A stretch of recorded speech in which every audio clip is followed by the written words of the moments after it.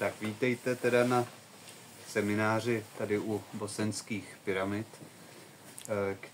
který bude zaměřen na hlavně schopnost nějakého sebeléčení. Bude to zaměřeno tak, abyste byli ideálně schopni pochopit ty principy, prakticky si je vyzkoušet a poté je opakovat i sami. A nejprve řekněme něco o té zóně tady. Takže asi jste si o tom, že o něco přečetli. Je tu vlastně odkryto několik těch pyramid. V zásadě tvoří dva trojúhelníky, které jsou jeden v tom druhém. Ten větší, myslím, tvoří tedy pyramida Slunce, Měsíce a myslím toho draka. A ten vnitřní trojúhelník tvoří ta pyramida lásky a ještě nějaké dva body. A ten střed je někde na soukromém pozemku, kdesi tady, jde to snadno si na té mapě najít. A vlastně jde o to, že někdy v jakýchsi dobách celkem dávných, které bychom mohli odhadovat kolem těch 30 000 let dozadu. Teoreticky by to mohlo být i 36 000, ale to je jako spekulativní. Zřejmě došlo k jednomu z velkých kataklizmat, které pohřbily tehdejší, dá se říct, celkem rozvinutou civilizaci, která to zřejmě tady to všechno postavila. Takže když budeme zpětně dozadu, tak co je už takřka jako jisté, panuje v tom konsenzus, jak už dokonce i mírně v té mainstreamové vědě, tak v té alternativní je ten konsenzus takřka úplný, že je to asi těch 12 000 tedy let od toho pádu té takzvané Atlantidy. Ale ty slova, která budu používat jako Lemurie, Atlantida a tohle, teď nebudeme používat jako pro kontinenty, ale spíše pro epochy, časové epochy.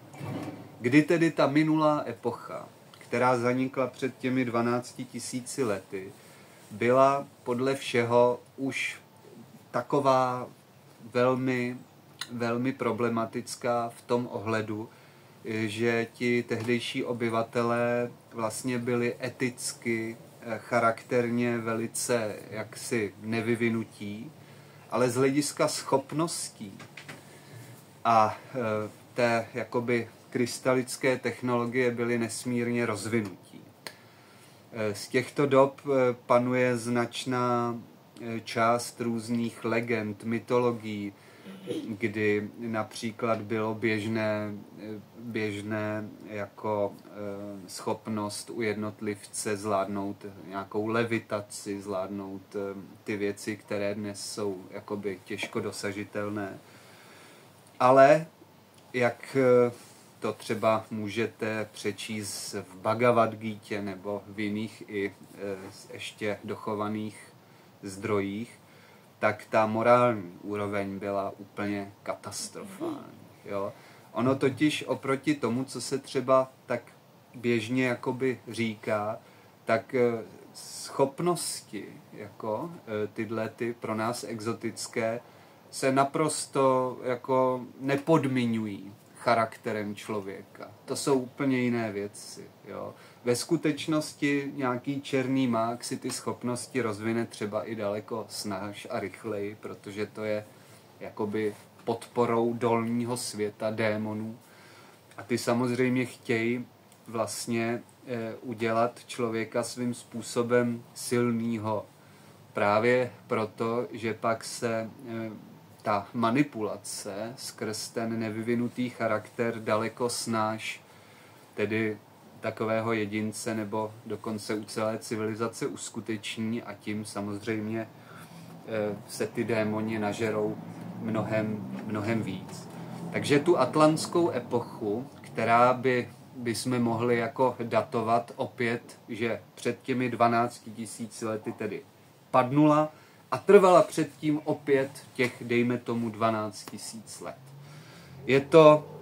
Těchto 12 000 let je samozřejmě polovina toho cyklu, toho platonského roku, který je dán vlastně rotací Slunce kolem Alkyonu, který trvá těch 25 000 let, 24 000 něco let. A vlastně vždy v polovině toho cyklu tedy docházelo k nějakým radikálním změnám těch civilizací. Jo, třeba Sfinga v Egyptě vlastně podle určitého výkladu má právě hlavu vodnáře a tělo lva, protože symbolizuje tedy tu epochu od toho lva, kdy zanikla ta Atlantida, po toho vodnáře, kam vstupujeme dnes. Jo? V tom přechodném, dejme tomu, cyklu, že jo, který zase podle toho, jak to kdo jakoby různě zavostří, tak se můžeme dohadovat, že to tedy vzniklo ten přestup na ten zimní slunovrat roku 12 a je tady přechodných nějakých, že jo, za prvých 12 let, za druhý dá se říct 100 let, za třetí se dá říct třeba až 300-400 let, kdy tento přechod bude probíhat.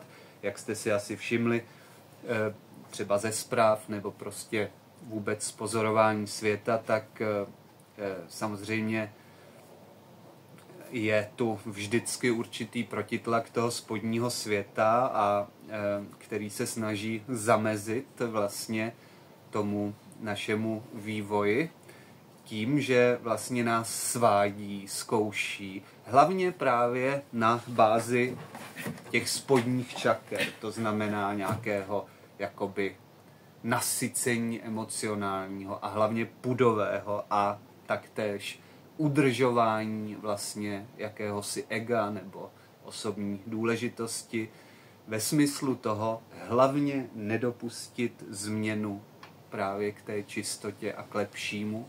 A tím myslím teď to, co se děje, což je ta jako vysloveně technokratická odbočka, která evidentně to lidstvo o těch pár set let asi zdrží.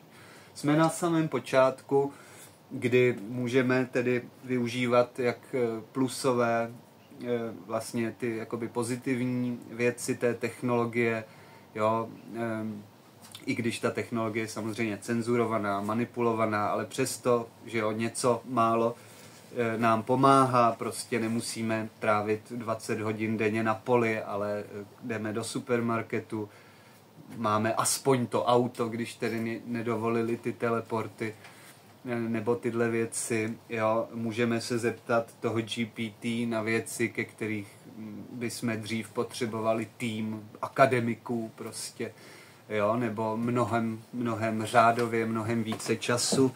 Tak toto je, dejme tomu, to pozitivní, ale jak jste si asi všimli, tak vlastně ten západní svět má jakoby určité silné karmické zatížení a ty hodnoty, jakoby etiky, demokracie v této linii vzniknout, tak to jakoby bohužel úplně neplatí a dá se říct, že vlastně ani ta Amerika jakoby nehájila úplně ty čisté hodnoty té demokracie, což má za následek to, že jí teď právě válcuje ta technokratická komunistická Čína a Rusko, kde člověk není nic prostě. To je jenom kus vojáka, kus jednotlivce, který vlastně jakoby nemá individuální práva a je to spíš jednotka pro ten systém.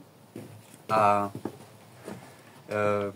vlastně už dnes se dá, já nevím, pořídit auto, že jo, mnohem, dá se říct, že teď v posledních třeba 2 letech to úplně šlo jakoby velmi, tento rozdíl se stal markantním, že už za nižší peníze se koupí čínské lepší auto, jo, nebo mobil. Samozřejmě za cenu toho, že ty data jsou používaná těmi komunisty, že jo, a podobně, takže je vlastně dobré jakoby spíše třeba ještě využít toho našeho jakoby absolutního vrcholu blahobytu na té planetě, proto aby jsme třeba jako se vyvarovali nákupu těchto přístrojů. Samozřejmě je to ekonomicky těžký, že jo? Buď to máte, já nevím, telefon za 40, anebo za 5000 srovnatelný, jo? Amerika, Čína, takže prostě je to těžký v tomto ohledu. Ale přesto, aspoň pokud je to nějak umožněno, a s těmi techniky meditačními by to umožněno být mělo, protože zvýšit si svůj ekonomický blahobyt je vlastně záležitost jenom určitých operací energetického systému, té druhé, třetí čakry, takže to by nemělo být úplně složité, alespoň v průběhu třeba několika let, jo, nějak tohle zlepšit a vlastně nezaprodat se, jo, nenechat se jakoby uplatit tím spodním světem v tomto smyslu. No a když si to takto v malém teď nyní v tom globálním světě zkoušíme, tak si to teď představte ve velkém, v té Atlantidě, kdy ovšem to nebylo, že byly nějaké čipy, že jo, od nějakých šedáků, kterou technologii dneska používáme v těch mobilech, ale bylo to spíše na bázi takových krystalů a podobně, kdy vlastně ti Atlanťané evidentně vlastně strosek té ještě předchozí civilizace, pracovně budeme říkat teda Lemurie, tuto technologii opět pochopili a vlastně ji začali používat jakoby bez toho etického rozměru. Jo? A to pak vidíte v té Bhagavad Gítě velice dobře popsáno, nebo třeba z práce Dolores Cannon z těch regresí, kdy vlastně tvořili chiméry, jo? Tvořili jakoby neetické třeba transplantace, tvořili genetické chiméry, které nechali bojovat mezi sebou v nějakých koloseách, dívali se na to lidé, kteří byli jakoby naprosto vychytaní, všichni vypadali jak Schwarzenegger a já nevím, nějaká modelka prostě, nevím kdo. Jo? Takže ti nádherní lidé s těmi super schopnostmi byli eticky níž, než tady prostě nějaký jakoby nevím kdo prostě, jo. A to byl ten problém, to samozřejmě přineslo jakoby enormní karmickou zátěž té Atlantidy, takže to skončit prostě muselo. My se nyní nacházíme v podobné situaci, kdy opět jsme tady například v Bosně, dochází nám, že to nebyly nějaké, ty pyramidy nebyly nějaké hrobky, jo, nebo něco podobného. To je zase výklad toho ega, jo, že to ego potřebovalo tu obří hrobku. Jo, to je samozřejmě nesmysl. Každému aspoň částečně citlivému nebo přemýšlivému člověku okamžitě dojde, že to byla jakoby pokročilá nějaká technologie z dnešního pohledu. A nacházíme se tedy v podobné situaci, kdy to začínáme znova chápat, čelíme určitému protikladu toho spodního světa, který uplácí ty mocenské kruhy, že jo, tím, že jim vlastně dává jakousi moc, aby vlastně jsme ani nepoužívali ani tu krystalickou technologii, ale jenom tu jakoby tu šedáckou, tu jakoby jedovatou, která produkuje ten elektrosmog a podobně.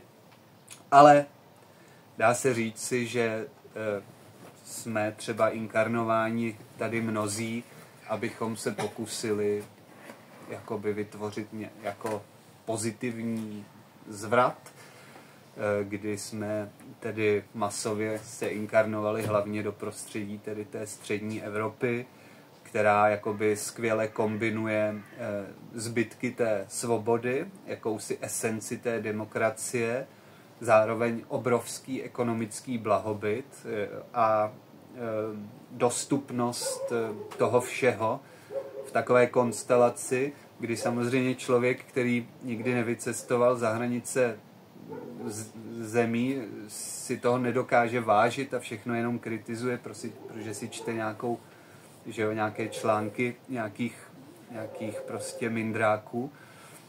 Ale když se jenom kouknete opravdu do těch jiných států, nejenom na východ samozřejmě, ale hlavně i do té Ameriky, tak vidíte, že ten náš blahobyt a ta svoboda je prostě úplně řádově vyšší než kdekoliv jinde. Takže to je úplně senzační. Máme vlastně jako z hlediska toho karmického předpokladu úplně nejlepší možné parametry, jo. Obzvláště, dejme tomu, v té České republice, kde se povedlo i jakoby většinově odvrhnout ty církve, což je samozřejmě jakoby velice negativní parametr pro manipulace a hypnózu té populace, protože ty církve opět byly vlastně, že jo, udělány nějak proto, aby vlastně zamezili té populaci tomu individuálnímu, spirituálnímu růstu, ale vlastně opět to jakoby zblajznul ten spodní svět. Je to postaveno, že jo, často na úplně nechutných záležitostech. Proto také v těch církvích je tolik té pedofilie, tolik těch krevních nějakých magií a těchto hnusů. Takže tohle jakoby nám hodně dochází a proto to prostředí je jako, dá se říct, energeticky z tohoto pohledu velice čisté. Jo? Z hlediska tohoto pohledu kolektivního pole, těch lidí, je to tady třeba mnohem horší. Jo? Je tu 50% populace jako pod islámem, dalších 50% je pod nějakým křesťanstvím. Takže z tohoto pohledu, jo, vidíte, že za těch 25 let té extrémně kritizované nějaké Evropské unie, nebo jakoby ne 25, ale víte, jak to myslím, jako šla naše třeba čistota přírody nesmírně nahoru. Jo. Jeli jste v tom městě, ten smog, to chování těch lidí, těch řidičů, hrozný. Jo. Jako kdyby jsme se ocitli před 30 lety u nás, a to ještě někde v polovině Ruska. Jo. Takže je vidět, že jakoby ten západní svět opravdu přimouřil oko a čekal, až se aspoň malilinko eticky vyvinem, než nás vzal jakoby do klubu. Jo? Což je samozřejmě naprosto opačný vývod, než tvrdí ta alternativa. Ale je to podle mě dáno hlavně psychologicky, protože tu alternativu často píší lidé, kteří vlastně jsou nesmírně neúspěšní v životě, ve vztazích, ve svých vztazích, ve své ekonomice, ve svých posláních. A tak prostě tu svoji pozici oběti promítají a snaží se stáhnout do toho ukřivdění všechny ostatní. Jo? Ale stačí se podívat prostě do Amsterdamu. Ale zase, dnes se situace mění. Jo? Ten západní svět vlastně přišel o jakousi imunitu, o jakési rozlišení a byl kontaminován zase tou islamistickou církví v tom nejhorší možné podobě. Jo? Takže samozřejmě ta vibrace té Evropy v tomto smyslu klesla, ale stále z hlediska tedy toho kolektivního pole je ta Evropa naprostou špičkou. Jo? Absolutní špičkou toho kolektivního vědomí. Nic lepšího tady není. Dá se říct, že já nevím, už pár set, až 1000 úplně, ale pár set jen kilometrů na východ, ta vibrace úplně extrémně klesá, je tam norma, jakoby obrovská spotřeba alkoholu, bití žen, šikana dětí. To je jakoby zcela normální v těch zemích. Nikoho to jakoby nezajímá z té alternativy. Jo, je to spíš o tom, že ti lidé vlastně spíš než racionálním a empatickým vyhodnocením opět vlastně upřednostňují nějaké pohodlné, jakoby emocionální řešení, které jim je předkládáno, než aby jako férově vyhodnotili situaci. No a před tou Atlantidou, která teda těžila z nějakých trosek, byla tedy jakási Lemurie, budeme říkat pracovně Lemurie, a tam to bylo asi jako ještě docela dobrý. Byla to tedy epocha, kdy lidé byli rozvinutí jak technologicky z hlediska toho, čemu my dnes říkáme alternativní technologie, a byli rozvinutější od nás a od Atlanťanů i eticky. Z hlediska srovnání s námi, my vlastně, i když naše vědomí je velice nízko, jo, nedokážeme prostě, jo, nic skoro, jo, jsme na semináři, kde se učíme sebeléčit. To je úplně jako tragická úroveň toho vědomí, jo, z hlediska srovnání s tou minulostí. A to pozor, to i z minulostí třeba před 3000 lety, jo, na těch našich územích vlastně, že jo, ty jakoby kultury, kterým se dnes říká keltské, slovanské, tak ještě předtím, než spolu začali nějak bojovat, jo, tak ještě předtím to také bylo relativně dobré, jo, a dá se říct si, že to bylo předtím, čím více dozadu, když tedy skončíme těma minus 12 000 let, to bylo fakt ještě docela pěkný, že byly vstyčovány prostě velké menhiry. To taky nikoho nezajímá, jak dovedli v těch tehdejších pralesích přemysťovat stovky kilometrů a umísťovat 30-tunové menhiry. Jo? A to bylo ještě jakoby dobré. Co se týče konkrétně toho našeho území, tak my jsme přesně na pomezí, že jo? To je dneska dokázáno tím genetickým výzkumem těch haploskupin. Jo, konkrétně v České republice jsme úplně na totálním rozhraní, vlastně, kdy máme vlastně největší genetický mix, jo, té populace, což má obrovskou výhodu pro inkarnace, protože vlastně tady jsme schopni si vybrat jakékoliv tělo. Jo? Potřebujeme trošku, já nevím, tohodle genomu, trochu tamtoho, jo? Máme v sobě úplně jakoby všechno, což je jako velice, velice výhodná záležitost. Jo? Stačí se kouknout na psy, že jo? Čím čistší, čistokrevnější plemeno, tím větší choroby, jo? Tím větší degenerace. Taktéž, když se, já nevím, když se ztratilo třeba vlivem alkoholu povědomí o těch krojích, jo, které byly udělány proto, aby se nemísil bratranec se vzdálenou sestřenicí, a když se prostě ty lidi chlastali, že jo, uspávali děti makovým mlíkem, aby mohli dřít na těch polích, tak se prostě tohle vymazalo, začali se pářit mezi sebou, zase to začalo hrozně jakoby klesat a je to prostě dokazatelné.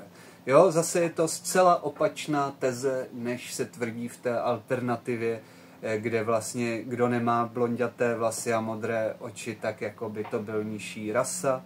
Já jsem na to velmi alergický, protože jsem v některé minulé inkarnaci byl jakoby v tom fašistickém Německu. Vím, co to přineslo a opravdu nic dobrého to naprosto nenese. Jenom to parazituje na nějaké vyvolenosti, osobní důležitosti a opět to vede přesně do té odbočky, kde, na čem skončili ty Atlanťané. Měli dokonalá genetická těla, jo, ale eticky to byly prostě nejhorší možné. A teď si dosaďte nějaké sprosté slovo. No, takže v tom, dejme tomu, nemusíme říkat zlatém věku, jo? Dá se říct, že předtím asi, kdybychom to nečlenili na kontinenty, ale spíše na epochy, tak se říká, že před tou Lemurií byla ještě jakási hyperborejská epocha, jo? Kde třeba podle toho výzkumu toho Ernsta Muldaševa byly opravdu jakoby ještě 20metrová těla, jo? S plně rozvinutými jakoby schopnostmi, jo? A tak dále. Ale dá se říci, že budeme mluvit o této pradávné epoše jako o nějaké tedy takovéto lepší epoše a tam se vyznačovalo to tím, že byla používaná tato pro nás teď pokročilá technologie. Jejíž zbytky jsme viděli ještě v tom raném starém Egyptě, ještě před sloučením těch říší. A taktéž ty úplné prazbytky vlastně u těch Keltů. Jo? Ti Keltové vlastně, že jo, vznikli nebo byli někde na pomezí Francie, Německa, Čech, dá se říct i podle genetického výzkumu, a chtěli asi zachránit jakoby, jakousi pravděpodobnost toho vývoje, a proto instalovali obrovské menhiry a zářiče a pochopili, že tyhle ty věci tady jsou pyramidy, že to je ta technologie, které dnes říkáme nějaké vlnovody a jakoby vlnová fyzika. A snažili se vlastně, dejme tomu, od toho českého kráteru, který má jakousi hardwareovou funkci, kde vlastně využili tu zónu toho Kounova pro jakési přeposílání nebo jaký centrální server, zasíťovat vlastně široká území, jo? Na východ, na sever, na jih a na západ. S tím, že samozřejmě třeba to vedlo jakoby přes tu Pálavu, Znojemsko, jo, Rakousko, na ten Heiligestein třeba, přes ty Fatry, Tatry a tohodle. A zase na západ samozřejmě, kde toho bylo nejvíce dochováno a kde si do toho nejvíce váží. Jo. My dneska prostě se tomu většinově, se ta populace tomu směje, jako, a přitom ve Francii třeba to ctí, jo, nedovolí prostě nikomu, já nevím, posprejovat ten menhir a podobně. Váží si toho, natož v Anglii, ve Skotsku, v Irsku. To je ještě to, kde to jakoby je v nejlepším stavu. No a zřejmě ti u nás protokeltové se postupně, jak běžel čas, stávali těmi oficiálními Kelty a vlastně zasíťovávali to západní a severozápadní území Evropy k tomu Kounovu, snažili se jít i na ten východ a vlastně z hlediska té vlnové fyziky se zřejmě snažili propojit, kromě tedy těch britských ostrovů a oceánu, vlastně Alpy z Himalájí, jo. Což bylo úplně jako, kdyby toto bylo dotaženo, tak samozřejmě si myslím, že jakoby by nevznikl třeba komunismus, fašismus, jo? Nevznikly by ty zvěrstva. Ale myslím si, že to bude asi úkol až našich potomků dotáhnout toto spojení. Jo? Kdy samozřejmě ty Himaláje jsou absolutním vrcholem jakoby, té energetiky naší planety, že jo? Ten Kailáš vlastně je jakoby hlavní, dá se říct, hora té planety, nebo byl. Údajně před těmi x kataklizmaty to byl ten severní pól. Když zadáme dnes do té umělé inteligence, aby přepočítala azimuty těch silových míst, v případě, že by Kailáš byl severním pólem, tak vyjde velice přesná geometrie umístění dalších jakoby klíčových, největších silových zón planety vlastně v přesné geometrii. Jo? Takže bychom mohli spekulovat, že to asi tak mohlo být. No, ale jenom pro zajímavost si všimněme, že z hlediska pozůstatku té menhirové technologie v její funkčnosti to přesně v moderním věku souhlasí s mocenskou silou těch států. Nejmocnější byla Británie a Francie. Jo? Bylo tam prostě nejvíc menhirů. Jo?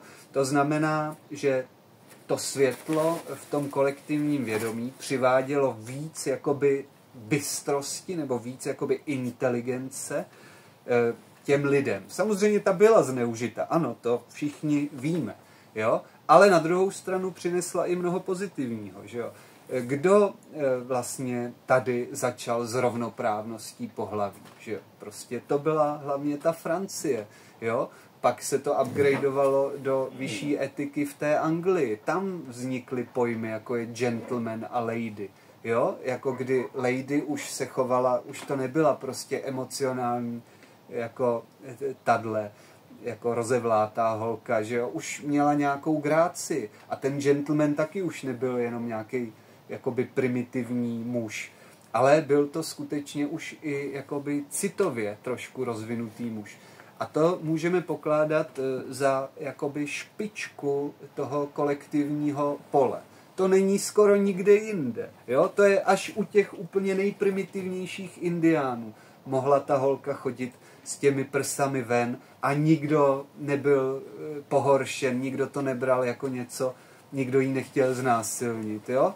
A pak dlouhá odbočka a až moderní Evropa, kdy opět jsme schopni tady jakoby vnímat nahá těla bez nějakých chtíčových uchylných energií. Jo? A zase koukněme se kamkoliv prostě mimo tu Evropu a je to furt jenom horší. Jo? Takže z tohoto hlediska jsem chtěl jenom jakoby objasnit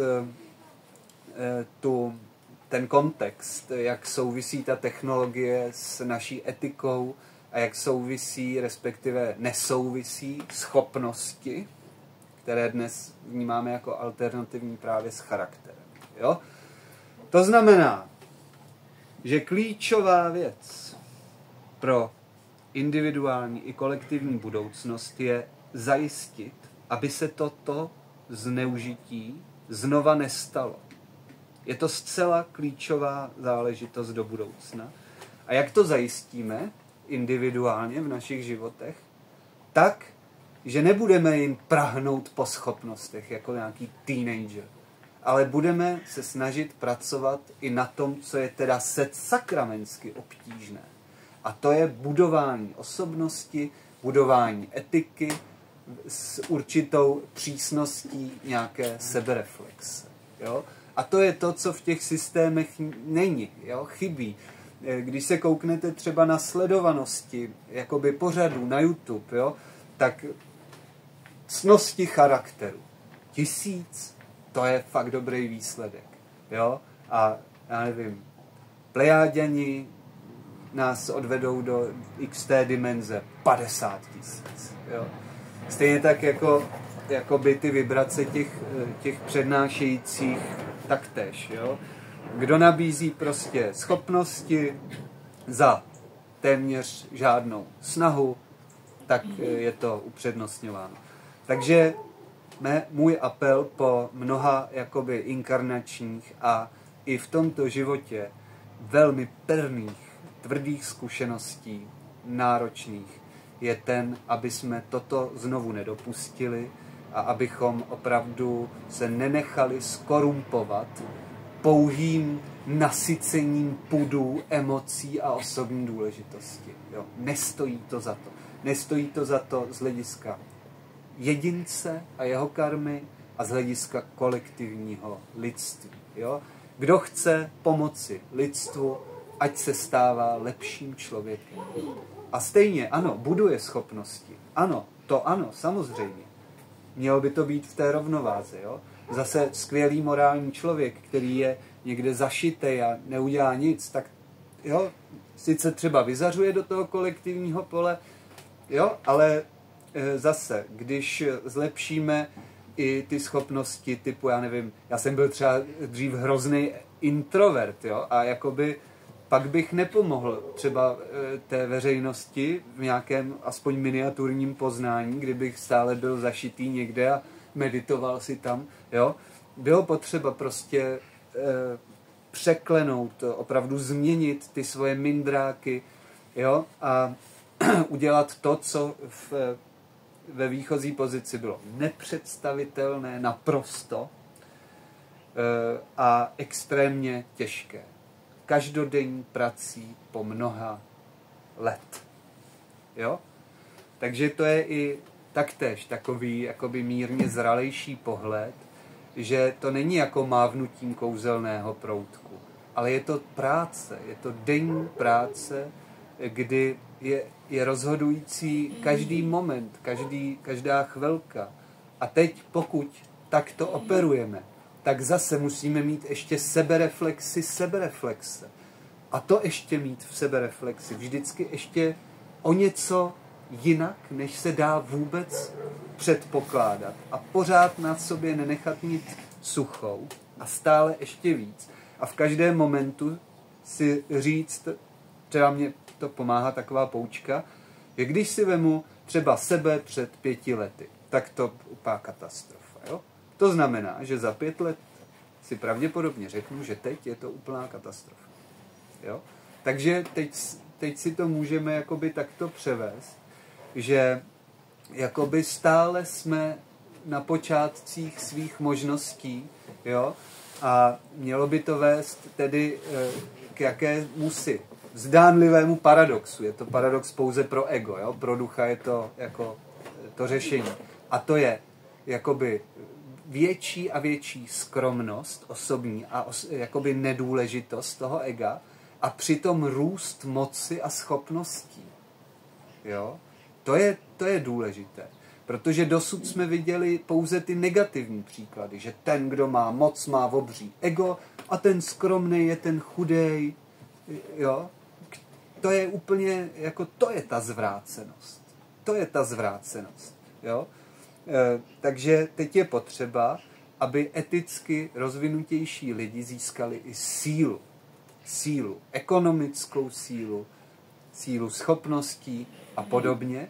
A tím samozřejmě z hlediska kolektivního pole umožnili precedens, který tu vlastně asi nebyl. Jako, nebo velmi dlouho tu nebyl. No.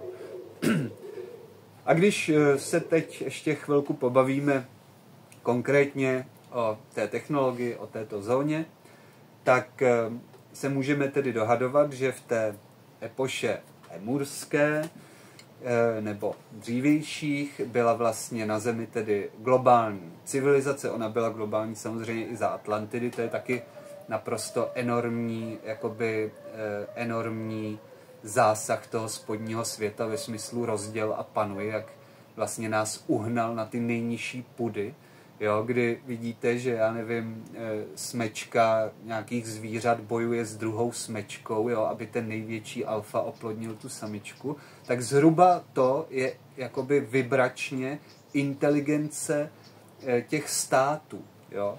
A zase úplně opačná teze než v té alternativě. Takže my potřebujeme dosáhnout globální spolupráce těch států, jo, aby jsme vytvořili opět tu globální civilizaci. Protože ve vesmíru třeba ty pokročilejší civilizace, se kterými se už tak chceme kontaktovat, tak chápete, to je jako když my koukáme na Zverimex prostě, jo. Jako a říkáme si, ty zvířata, oni jsou fakt jenom pudový zvířátka, oni nedokážou, ta ještěrka nedokáže neulovit tu myšku, jo. A ty skupiny těch myšek, podívej, jak se požírají navzájem, to je, no jo, no, zvířátka. Tak asi se oni dívají na nás, jo. A samozřejmě v každém akváriu je myšička, která tam vehementně tvrdí a ostatní myšičky nejvíce poslouchají, že ty druhé myšičky jsou ta nižší rasa. Nemají bílý ocásek, mají flekatý ocásek, takže to je ten důkaz, že jsou ta nižší rasa a my je musíme sežrat, abychom zlepšili. Jo? A to je vlastně to stejné. A teď si vemte, že to je bohužel i ty indiáni na tohle naletěli. To jsou malá kmenová společenství, které bojovaly mezi sebou. Jo? Prostě a opět až v té moderní jakoby západní civilizaci vznikla vůbec nápad, že by to mohlo být jinak, což samozřejmě proti tomu jedou všichni. Že jo? Náboženství, totalitní systémy, politické systémy, alternativa. V tom panuje vzácná shoda. Jo? Takže tím jenom chci říct, že nečelíme jakoby snadné výzvě, nečelíme úplně jednoduché práci, kterou před sebou máme, a o to více to vyžaduje tedy enormní jakési nasazení, ale pozor, ne nějaké tlakové jakoby nasazení jako ve smyslu tlaku a nějakého potlačení, ale naopak ve smyslu uklidnění, ještě vyšší sebereflexe a hlubokého rozvíjení souladu mezi spodními a horními čakrami, mezi mezi charakterem, mezi skromností a silou. A když si to vemete, tak aby ta hruď, ten jakoby boží láska, boží harmonie, byla schopná být uzemněna, tak je potřeba co? Naučit svoji osobnost, co to je, svoje emoce a svoje pudy. A to se nikomu nechce, že jo? Každý chce jenom do nekonečna sytit ty spodní centra a nerozvíjet osobnost. Nerozvíjení osobnosti je společný jmenovatel pro většinu z těchto systémů, že jo, které si na tom vysloveně zakládají, jako na nerozvíjení toho charakteru. Právě protože to je v tomto smyslu jako relativně obtížná disciplína. Jo, už jen třeba na příkladu toho paradoxu skromnost, osobní nedůležitost a veliká síla. No, takže zpět k té zóně a k té technologii. Takže se dá říci, že jak ti druidové skuteční těch Keltů, tak vlastně i, dejme tomu, ještě začátek po příchodu Slovanů, ale to byly spíš už jenom ženy, ty ženské společenství u těch Slovanů, protože muži už chtěli v tu dobu válčit, muži už byli tvrdě pod tím spodním světem, tak dá se říct, že ještě existovaly ženská společenstva, která to chápali, ale chápali to, že existuje jakási krajná síla, podpořená bývalou technologií, velikou, velmi rozvinutou, z té doby lemurské v uvozovkách, která by umožnila to kolektivní pole lidstva vyvíjet eticky i z hlediska těch schopností a proto na to takto sázeli. Takže když si vememe například tady tu zónu toho Vysoka, to Vysoko v té Bosně, tak vidíme, že tu je tedy soustava pyramid. Budeme ignorovat, že ten mainstream to jakoby propagandou zazdívá, to je jasné, to by se muselo všechno přepsat, ale to je úplně normální všude, že jo. Takže na to kašleme. Jak říká ten Dušek, ať ti, co říkají, že něco nejde, nebrání těm, kteří to dávno dělají. Jo? Takže pojďme to dělat. A zřejmě se jednalo o jeden z takových uzlových bodů právě té obrovské jakoby geomantické nebo energeticko-akustické sítě napříč Evropou, jo, kdy bychom tedy spekulativně pracovali s hypotézou propojení Alp a Himalájí, kdy je to tedy jakoby mezi tím. A zase, pokud bychom si promítli toto Vysoko jako jakýsi střed, tak zjistíme, že třeba směrem k moři, jako do Chorvatska, je Biokovo. Biokovo, znáte tu zónu Biokovo? Velice silná energetická zóna, kde právě byli ti, jakoby ještě ti, dneska se říká Slované, ale oni by se asi nenazývali Slované, jo? Můžeme hovořit o nějaké kultuře Vinči nebo Ilýrie, jo? Tehdy by asi jakoby ten rasismus neprošel, jako dneska se na to tak dívá zase ta alternativa. Jo? Ale to je jenom právě genetický program, který je společný s jakoukoliv trepkou nebo nezmarem, jo? Nebo myšičkou, toto upřednostňování genofondu. A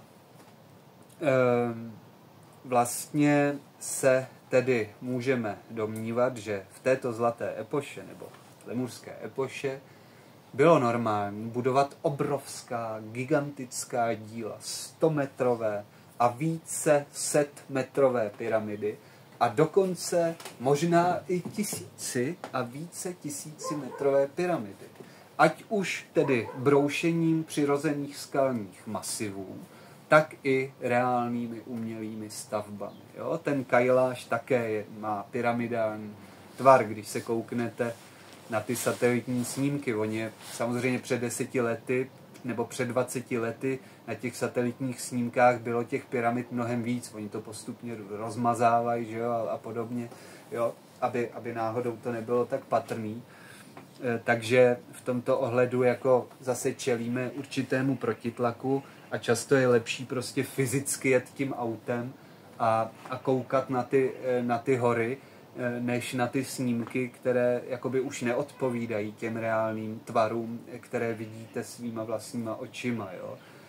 Třeba na Karlštejně konkrétně, že jo, je taktéž jakoby naprosto patrné, že ten Karlštejn je jakoby ve středu jakéhosi kříže pyramidálního, jakési sestavy, a že tehdejší ještě za toho Karla IV. Viděli, že ty paprsky z těch pyramidálních liní jakoby protínají nějaký bod ve vzduchu a proto tam postavili tu rezonanční komoru ve skutečnosti, což dneska už chápeme zase už i rozumem a technologií. Rezonanční komora na Karlštejně, plná zlata a nerostů, že jo, kde mohl vstupovat dřív samozřejmě jenom v té nejvyšší čistotě, jo, v nějakém třeba určitém celibátu, alespoň několika dní, jo, po silné očistě a podobně, ten Karel IV. A tam vlastně on jakoby svým vědomím, ještě kdyby měl na sobě tu korunu, tak vlastně dovedl jakoby masově ovlivňovat to kolektivní pole těch vyšších celků právě technologicky, jo. Takže vlastně se dá říct, že ještě za toho Karla IV. Asi byl úplně nejposlednější kousek znalosti té technologie. No a tato technologie byla tedy všudy přítomná. Jo. Vidíme, pokud se o to zajímáme, že mnoho pyramid, dokonce i pyramid je prostě ve Francii, jo, všude po světě, samozřejmě i v Ázii, že jo, v Číně, tam jsou stovky, tisíce těch pyramid, které jsou prohlášený za mohyly, že jo. V nějaké té pyramidě toho prvního císaře, tam jsou řeky rtuti, jo, to znamená, to je tak rozvinutá technologie, kterou dnes jakoby teprve začínáme opět chápat a můžeme tedy jakoby opticky nebo azimutama jako propojit tyto sítě. Takže třeba od toho Biokova sem do toho Vysoka byl vlastně obrovský vlnovod skrz jakoby údolí mezi těmi skálami, jo, mezi těmi horami a těmi pyramidami, které dnes už víme, a vlastně vytvářelo to, ten masiv toho Biokova je vlastně obrovská jakoby parabolická stěna, která nasávala enormní energii z oceánu a vedla to prostě vlastně až sem. Ten směr byl samozřejmě obousměrný, jo. Takže proto tato místa ještě dodnes částečně fungují. Jo. Já bych to odhadl stejně jako třeba na Karlštejně maximálně na jednotky procent té původní funkčnosti, té síly. Jo. A teď si vemte, jak se tady cítí lidé, třeba u těch pyramid, že dodnes jsou schopni nad touto pyramidou naměřit jakoby sjednocenou elektromagnetickou a akustickou vibraci 28 kHz a nějaké drobné. Jo? Což je ta technologie. Je to sjednocení zvuku a elektřiny. Jo? Sjednocení zvuku a elektřiny. Stejně jako třeba v těle, ve vodě. Jo? Ty zákonitosti už dneska začínáme chápat. Jo? Je to postaveno všechno na jedných principech. Jo? Například egyptské pyramidy, které jsou zase odsud jakoby na jihozápad, tak je to všechno postaveno stejně jako tyto masivy úplně stejně. Jo? Vevnitř je křemík, nad tím je vápenec. Vevnitř jsou rezonanční duté komory, různé tunely a podobně. A co má za následek technologicky? Že ten křemík generuje, v tomto případě pískovec, v egyptském případě litý, odlívaný, asi jakoby pseudopískovec, generuje obrovskou vibraci, Jo? A pyramida je něco trošku jiného třeba než menhir, kdy tedy máme vnitřní pyramidu z křemíku, ta generuje obrovskou energii, a pak je vápenec. A vápenec je izolant. Jo? Proto je třeba nesmysl ty menhiry z toho vápence pro mě úplně jako, mě to naplňuje skoro až smutkem nebo marností, když vidím tato díla. Takže ten vápenec vlastně odráží tu energii toho křemíku dovnitř. Takže pyramida je vlastně extrémní koncentrátor té energie. Vevnitř byly v různých velikostech ty rezonanční komory, byla tam šachta, ne v přímé linii středu, ale trošku vychýlená mimo střed, protože potřebujeme fázově posunutou vlnu, což dneska opět dovedeme matematicko-fyzikálně pochopit. Ty principy jsou v každé mikrovlnce užívány, v každé anténě na televizi. Jo? Akorát jakoby až teď nám dochází, že to jde udělat ve velkém, obrovském makroměřítku. A samozřejmě, když člověk šel do takové rezonanční komory a ulehl do sarkofágu, který byl na milimetr vytesán do nejtvrdšího typu žuly, což by dnes nebylo by to technologicky s takovou přesností dosažitelné. Ani to těleso té pyramidy s tou přesností, ani ten sarkofág prostě nebylo. Museli mít nějaké jiné technologie, které dnes ještě neznáme. Tak samozřejmě tam člověk přišel a mohl se kompletně vyléčit okamžitě. Jo? I nejtvrdšího pařeza by to vyhodilo z toho těla. A tak podobně. Jo? A vlastně, když jsem třeba zkoumal tuto pyramidu, tak, kde začít? No, prostě popíšu, jak jsem to měl, že vlastně tato pyramida je jakoby jediná, která má jakoby ještě vyšší funkčnost. Řekl bych, že na druhém místě je ta lunární a pak už to jakoby skoro nefunguje. Jo? Nebo velmi, velmi slabě z pohledu toho potenciálu. Takže tady je to asi jakoby to nejsilnější místo. Pokud bychom si odmysleli subjektivní dojem, protože v těch tunelech třeba subjektivně člověk to může cítit ještě silněji. Ale to je dáno těmito principy, jo? Že když je ta energie stlačená a nějak je rozváděná pod zemí v těch tunelech, což jsou ty vlnovody, což je úplně stejné jako v té mikrovlnce, je taky vlnovod, jo? Tak samozřejmě logicky, když člověk vejde přímo do proudu té energie koncentrované, tak to logicky cítí víc, že jo? To je jasný, jo? Ale pokud bychom takto hovořili, tak z té pyramidy prostě vychází jakýsi tedy ten paprsek, který zřejmě spojuje tu ionosféru s tím jádrem země, jakoby uzemňuje ty jonty, stahuje obrovské množství negativních jontů, koncentruje je u té špičky, to je podobné jako u toho menhiru, jo? Kdy tedy rozdílnost třeba mezi menhirem a pyramidou je v té technologické jako preciznosti. Jo? Ale vemte si, co už dokážou menhiry, co dokáže dolmen, natož jaký to muselo být, když tohle ještě fungovalo. V té šachtě, která byla mimo přesnou osu, zřejmě používali velikou cívku z ryzího zlata, kterou jak pohybovali s ní nahoru nebo dolů, tak ladili vlastně vibračně tu energii a dosahovali jakoby od určitých vibrací, které byly vhodné třeba pro začáteční adepty, přes nějaké střední až po ty nejvyšší adepty. Ten nejvyšší adept musel být vlastně v hierarchii Budhou, protože nikdo nižší by to jakoby nedal. Jo. Za prvý by mu to okamžitě spálilo nervový systém a za druhé by to nikdo jakoby nižší neuřídil. Jo. Musel to být opravdu už ten nejvyšší zasvěcenec typu toho třeba Ježíše, že jo, nebo toho Minaříka, nebo nějakého Ptahotepa, jo, a těchto jakoby budhů, jako v té hierarchii třeba ze sanskrtu můžeme dodnes se dochovala ta hierarchie z hlediska jakoby té schopnosti, jo, od nějakých jakoby démonických sil přes zvířata, lidi, přes nějaké různé božstva, polobožstva, až k k tomu jakoby Budhovi, což bychom mohli spekulovat, že to je to plné rozpuštění té individuální složky, která ovšem samozřejmě jí nedělá problém se pak individuálně manifestovat, že jo, tento Ježíše dodnes můžete v tom astrálu potkat, pohovořit s ním, i když on jakoby žije v tom absolutnu, jakoby, a je tím absolutnem, tak přesto s ním můžete jakoby pohovořit, jo.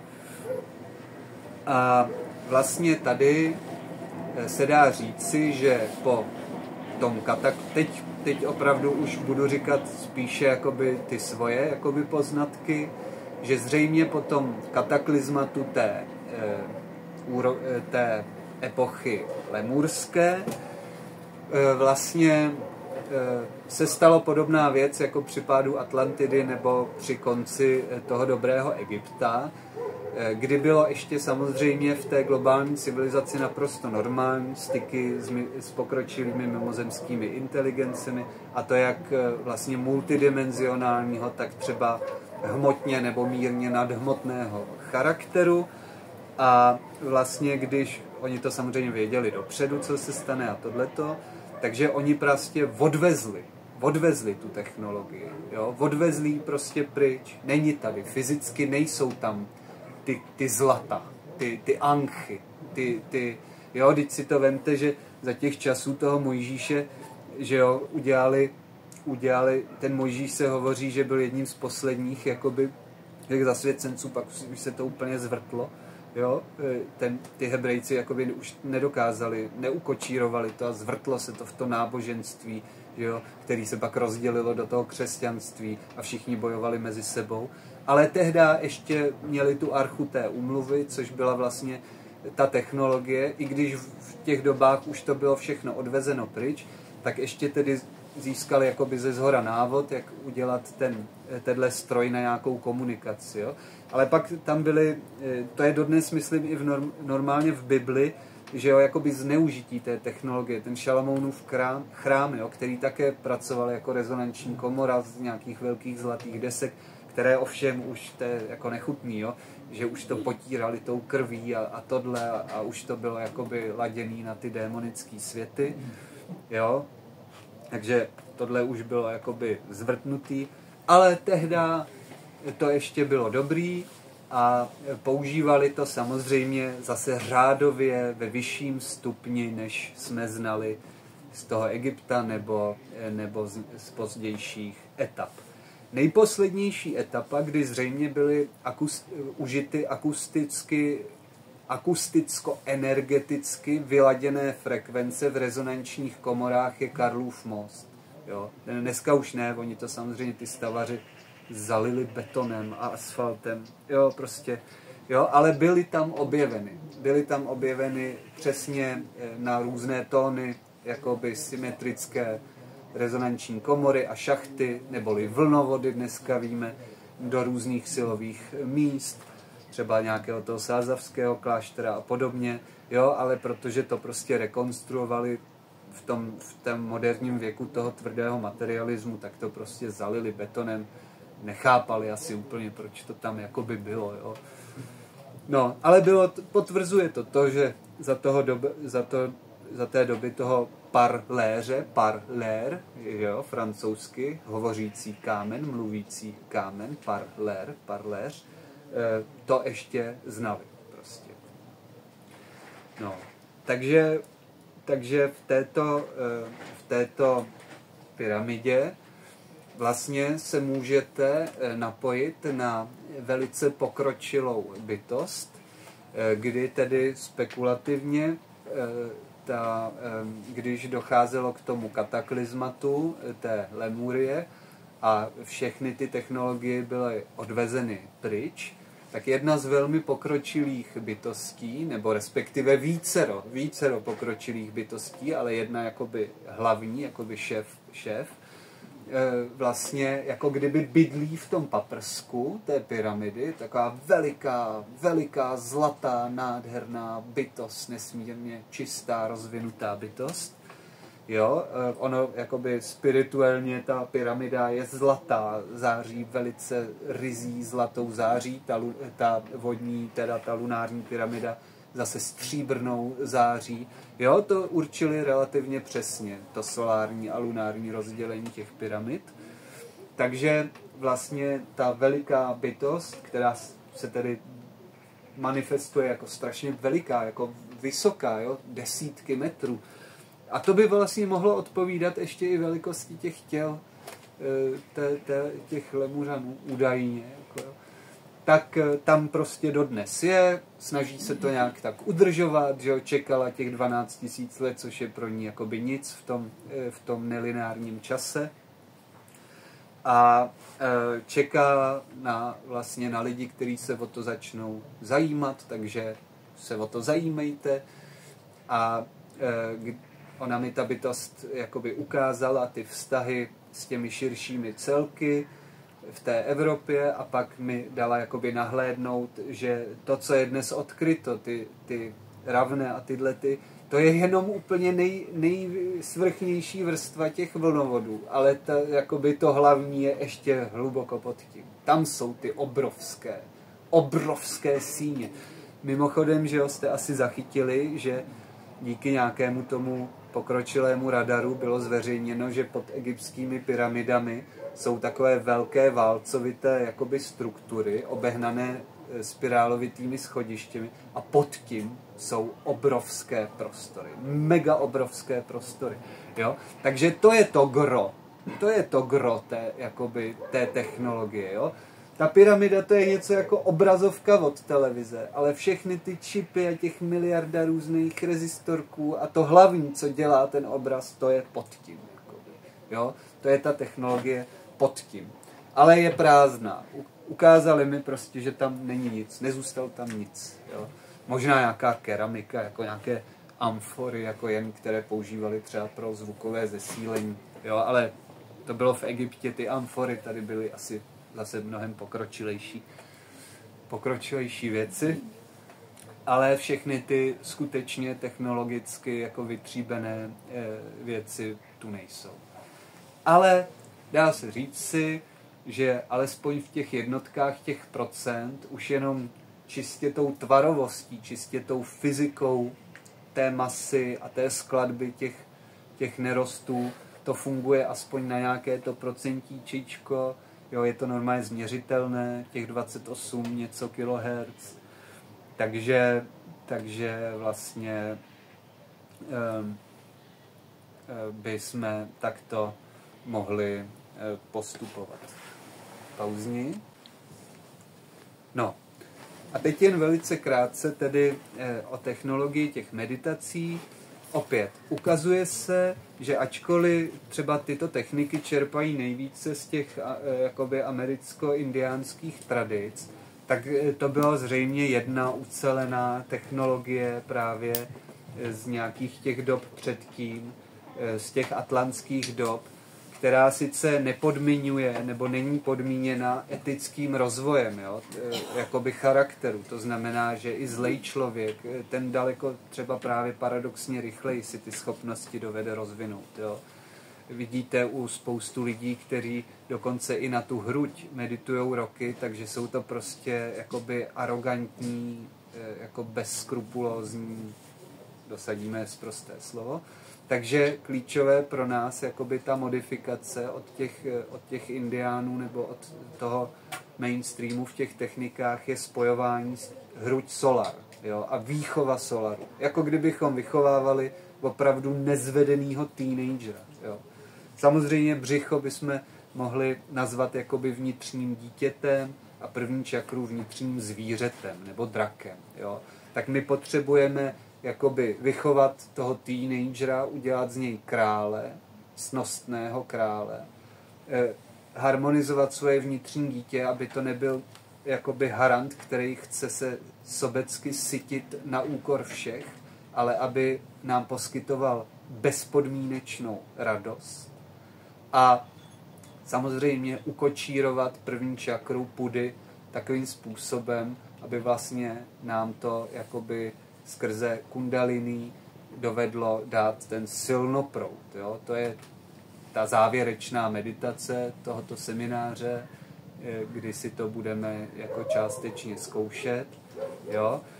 A tímto způsobem vlastně se snažíme to harmonizovat. Ale v rámci tohohle semináře se takhle daleko nemůžeme dostat, to bychom museli mít měsíční seminář, jo? Abychom dovedli něco z toho se jakoby toho dotknout, to říkám jen pro vaše samostatné studium.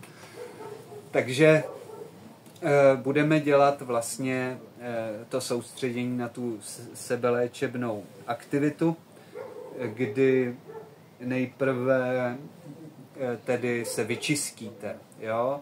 Použijeme hodně sílu i té lunární pyramidy, další silové zóny, hardware krystalů a všechno, co je dostupné.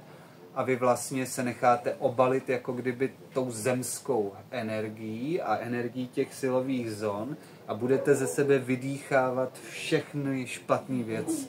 Jo? Můžete do toho dát jakoby všechno. A nemusíte se bát, že to bude někoho obtěžovat. To je ta obrovská výhoda, jo? Oproti jakoby energetice, která není propojená. Jo? Takže ze sebe proste tu zem, proste ty bytosti, aby z vás vytahovali všechny negativní věci. Samozřejmě zárodky tělesných nemocí, jo? To je jasný, ale klidně i ty psychické věci, jo? Pozici oběti, pocity viny. Jo? To je nejhnusnější věc, kterou zneužili právě církve a dodnes ji zneužívají. Pocit viny. Často člověk, který se něčeho dopustí, něčeho na sobě špatného, tak mnohem horší vliv na jeho duši a energetiku má ten pocit viny za to, že něco udělal, nějakou chybu nebo něco špatného.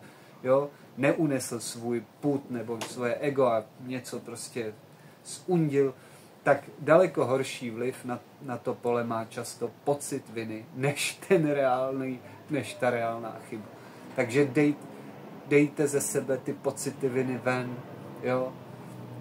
Zahoďte to všechno, zahoďte ty všechny problémy. Úplně plně se do toho dejte. Jo? Já nejsem ten typ toho člověka, co by dělal ty věci úplně za vás. Jo? Nejsem jakoby ten šaman v tomto smyslu. Jo? Jsem spíš jakoby průvodce vašeho samostatného vzdělání. Jo? Takže protože to pokládám za mnohem účelnější, abyste se stávali samostatnými. Jo? Nejsem léčitel, ani na to nemám sílu, abych umřel, prostě, kdybych byl léčitel rychle. Takže se snažím naopak vést vás k samostatnosti. Jo? Takže je to na vás, na vašem nasazení. Neležte u toho jako švestka, pasivní. Jo? Buďte aktivní. Plně aktivní, jako kdyby to byla poslední hodina vašeho života, na který záleží úplně všechno. Jo? Takhle buďte aktivní. Jo? A při každé meditaci, vždycky, při každé minutě, při každém jednom nádechu, zadržení dechu a výdechu, buďte, jako kdyby to bylo vaše poslední chvíle, rozhodující chvíle pro váš život, pro celé lidstvo. Jako kdyby na vás záležel osud vesmíru. Jo? Prostě si sugerujte něco, co by vás absolutně motivovalo. A v tom se udržujte. To je základní věc, nastavit si to. Jo? A pak prostě vydržet. Jakmile by pozornost spadla kamkoliv, na rohlíky, na pokoj, na peníze, na cokoliv, tak nic, nezabejvejte. Neříkejte si tu větu, já jsem zase si ustřelil pozorností. Vůbec. Kašlete na to. Jenom se vraťte do toho dechu. Jo, to je celé. Neustále směrovat pozornost. Směrování pozornosti je primární, nejdůležitější disciplína at all. Jo? To je to vůbec nejdůležitější. Všechno ostatní je sekundární. Řídit pozornost je to, co určuje váš osud, váš život, všechno to určuje. Jo? Takže to je první pravidlo. A v té první meditaci tedy bude zároveň nejjednodušší ta meditace, jo? Z hlediska jakoby toho, co můžete v té meditaci dělat. Jo? Je to jenom o tom nasazení, upřímné ochotě se vzdát toho problému. Protože je potřeba si připomenout, že tělo je závislé na tom, co je teď. To znamená, je závislé neurálně, jako, že tam reálně jsou prostě vyvinuté jakési neurální struktury, které produkují určité biochemické sekrece, takže reálně je člověk závislý třeba na tom, že se bral 20 let jako, že je chudák, jo? Nebo že je chudej, nebo že je nemocný. To je prostě fyzická struktura v mozku, která produkuje hormony. Je to podobný jako závislost na heroin. Jo? Když to odchází, člověk získává jakoby absťák a chce si to jako obnovit. A tohle je potřeba zlikvidovat. Naprosto zlikvidovat. Jo? Proto je dobrý pak pracovat i s tou první čakrou ke konci. Jo? Takže je potřeba se postavit fyzické síle těla a určit duchem, co to tělo má dělat. Jo? Je to jako když řídíte auto. Auto neřídí vás. Vy řídíte auto. Pes neřídí vás. Vy cvičíte psa. Tělo je pes, tělo je auto. Jo? A vy jste řidič. Ne naopak. Jo? Já vím, je to zase opačná teze než v té alternativě. Nacítíme si tělem všechno, je to absolutní pravda. Ani houbelec, vůbec. To je absolutní chybovost, proto nikdo nic ještě nevyvinul. Jo? Naopak, musíme tělo úplně proprat a vychytat. Proč asi ty zasvěcenci trávili 20 let jako přípravy, než je pustili do pyramidy? Kdo nečet zasvěcení od Elizabeth Haich, tak jen ve zkratce. Nejprve si ty adepti v levelu 1 museli plně osvojit veškeré fyzické děje těla, včetně peristaltiky, střev, sekrece endokrinních žláz, úplně všechno. Teprve potom šli trénovat emocionální mozek. A opět si plně museli osvojit ovládání emocí, aby zjistili, že ty emoce neřídí je, ale oni řídí ty emoce. Jo? Další opačná teze od ezoteriky. Jo? A pak teprve je to ego, jakoby, jo? Ten solar. Ale my musíme jet paralelně. Jo? Prostě nemáme 20 let v klášteře, abychom mohli jet jakoby takovouto linii. Jo? Takže je potřeba to dělat prostě holt paralelně a v této chvíli té očistné meditace, tedy jakoby určit svým vědomím, že čistota, božská absolutní čistota je jediná myslitelná norma a všechno nižší absolutně neexistuje. To udržujte jako jedinou platnou věc. Žádné kompromisy, žádné děkování démonům nebo nemocím. Absolutně vůbec. Nemocím a démonům se neděkuje. Ty se musí vyhodit ven. Z těla, z psychiky, z celého pole, z celé země, z celého kolektivního pole. Jinak se nikdy nepohneme kupředu, individuálně ani kolektivně. Žádný děkování. Naopak, razantní vyhození. Jo? Jsou to zloději v našem domě. Nepozveš si zloděje na večeři a nedáš mu část svých peněz. Ne. Vyhodíš ho ven a zavoláš na něj policajty a necháš ho, i když se bude zmítat. A on se bude zmítat, ten program. Tak musíme ho dát ven. Jo? To znamená, že to je to nasazení. To je ta intimní část. Ta technická část je dýchání. Jo? Budeme dýchat jakoby co nejpomaleji, pouze nosem, zadržet co nejdéle dech a výdech opět co nejdelší. Někdy může být i razantnější výdech ústy, pokud byste cítili, že je to potřeba. Jo? Takový jako vypadni. Jo? Ty šamani, že jo, indiáni, ty prostě raději, jakoby, a musíš to vyblejt, vyřvat a vydupat, jo? Takhle, razantně, jo? Nespokojíme se s nízkou laťkou, jo? Potřebujeme funkční věci, které fungují. A to stejný v oblasti emocionální, jo? Neidentifikujte se s těmi emocemi, neidentifikujte se s pocity oběti, neidentifikujte se s jakoukoliv jinou emocí, než je bezbřehá, bezpodmínečná radost. To je to, co má být v břiše. Všechno ostatní je špatný. Jakoby, jo? Pouze bezpodmínečná radost. Jo? Dejme tomu, že každý už chápe, že smyslem hrudi je bezpodmínečná láska. To je jako jasné. Ale smyslem první čakry je bezpodmínečná energie, bezpodmínečné zdraví a bezpodmínečná slast. V každé buňce. Boží orgastická slast jako norma. To je podmínka zdraví těla pro ty vyšší stupně. V břiše bezpodmínečná radost. Bez důvodu. Jo? Vnitřní dítě potřebuje důvod. Koupím si auto, nažeru se knedlíku, je mi dobře. Ne. Bezpodmínečná. Jo? Pokud budeme závislí na nějakých podmínkách, tak jsme nesvobodní, totálně. Jo? Nebo na vztazích, že jo? Ženy na vztazích, chlapi na předmětech. Jo? To prostě musíme jakoby přeprogramovat. A z hlediska tady je bezpodmínečné sebevědomí. Ne sebevědomí, že ti někdo řekne, že jsi dobrý. Jo? Naprosto by nemělo existovat, že když vám někdo řekne debile, jo, jak to říká ten Dušek, že byste si to brali osobně. To se hezky řekne, ale jak to udělat? Jak to jako udělat? Že? Jo? To je právě ono. Je to opravdu drill, jako, jo? Naučit se tyto úrovně, může to trvat třeba i roky, jo? Denního studia, to si jako nebudeme nalhávat, že mávnutím proutku budeme hned mít bezpodmínečnou radost, tak toto bohužel jako nefunguje, ale co je zcela klíčové, je to vaše vnitřní odhodlání. To je 90%.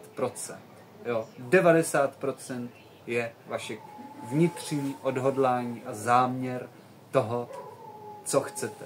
Takže proto doporučuji vybrat si absolutně nejvyšší božskou čistotu, krystalickou, superbožskou, nejvyšší čistotu všech složek. Těla, psychiky, mentality, jo, toho všeho a nic jiného. Prostě žádný kompromis s ďáblem, ani malej. Jo? Ale pokud v reálném životě nás ten ďábel svede, podlehneme pudu, emoci nebo egu, tak si to nevyčítejme. Je to skvělá věc. Je to chyba, ze které se dovedeme poučit a o to jsme do příště imunější vůči tomu. O to jsme vědomější. No, takže to je důležité pro tu meditaci. Technicky se děje to, že vlastně já pomocí temene a pomocí i hardwareu tady udělám jakoby takovou jakousi bublinu energetickou, do té se zahustí jakoby světlo nebo jakoby ta vyšší vibrace a pak to umožní vstupovat mnohem silněji a jakoby zahuštěněji těm bytostem světla, to znamená budhům, a pak těm bytostem těch strážců krajiny. Třeba bytostem pálavy, já nevím, blaníku, jo, a mnoha dalších zón. A to jsou ty bytosti, které vás jakoby léčí. To jsou ty doktoři a ty chirurgové, jo. V dalších meditacích pak budeme rozpracovávat to, že zítra v ten léčivý den budeme jakoby volat velice speciální jakoby odborníky, jo, ty lékaře a ty sluneční stejnou technologií. Tím jenom vám chci říct to, že to nedělám já. Nejsem žádný váš nějaký guru nebo šaman. Vůbec. Jo. Hlavně, prosím, ke mně nevzlížejte. To byste udělali kardinální chybu. Jo. To je enormní karmická chyba, která dřív nebo později musí skončit velice tvrdým poučením. Protože tuhle chybu jsem prostě dělal a vidím ji u mnoha dalších lidí, že tuhle chybu dělají, že si pletou Boha s nějakým člověkem, prostě, jo. S nějakou figurkou. Takže vy komunikujete s absolutnem skrze vaší intimitu a necháváte si pomoct těma bytostma. Jo? Já jsem jenom tady asistent. Já ve skutečnosti jakoby celá moje úloha je jakoby nezasahovat ve skutečnosti do toho. Jo? Nebo s co nejmenší mírou ovlivňování. Jo? Protože to je potřeba mnohem vyšší vědomí. Jo? takhle je potřeba spravovat i menhiry, jo, a tyhle věci. Ne je dát nějaký víle nebo člověku na středáku plochy. Ne, naopak. Jo, takže tímhle způsobem udělám bublinu, přijdou bytosti a vy proste ty bytosti. Komunikujte s nima. Oni vás opravdu slyší, opravdu tu jsou.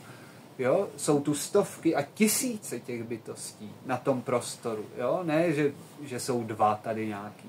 Ne, jsou těch stovky a tisíce. Takže s nima mluvte. Jo? Oni třeba po smrti je možná ucítíte, nebo dokonce i uvidíte o něco líp. Jo? Jako když vytrváte v té práci a jakoby nevyprdnete se na to, nepodlehnete tomu strážci prahu, který udělá všechno, abyste se na to vyprdli, tak to bohužel je. Jo, ale pokud budete aspoň takto v tomto ohledu silní a nepodlehnete tomu odpuzení od té duchovní cesty, reálné, jo, tak vás čekají ty nejsladší plody. Nic lepšího nemůže existovat. Ale je potřeba projít hlavně tím začátkem, který je prostě holt jako těžký a člověk, než se v tom naučí chodit, tak je to jakoby relativně v tomhle třeba složitější, jo, ale jako čím pak je člověk dál, tím třeba můžou přicházet náročnější zkoušky, ale člověk má zase větší sílu je absolvovat. Až od určitého stupně tento fenomén toho strážce prahu končí, jo, jak to popisuje Minařík. To já jako osobně nevím. Takže vytrvejte, mějte plné nasazení a je to o vás, jo? Je to o vás, jste tu kvůli sobě. Můžete tu být třeba i kvůli nějakým dětem nebo tomu světu, to je skvělý, kvůli rostlinám, zvířatům, kvůli čemukoliv, je to super, ale hlavní jste tady vy. Vy jste ten uzel vědomí mezi Bohem a realitou. Vy, každý z vás. Je to o vás. Takže vy rozhodujete, jaký to bude. Absolutně takto. No. Takže tímto způsobem bylo slovo 1:20, což je rekordně krátké. Děkuji.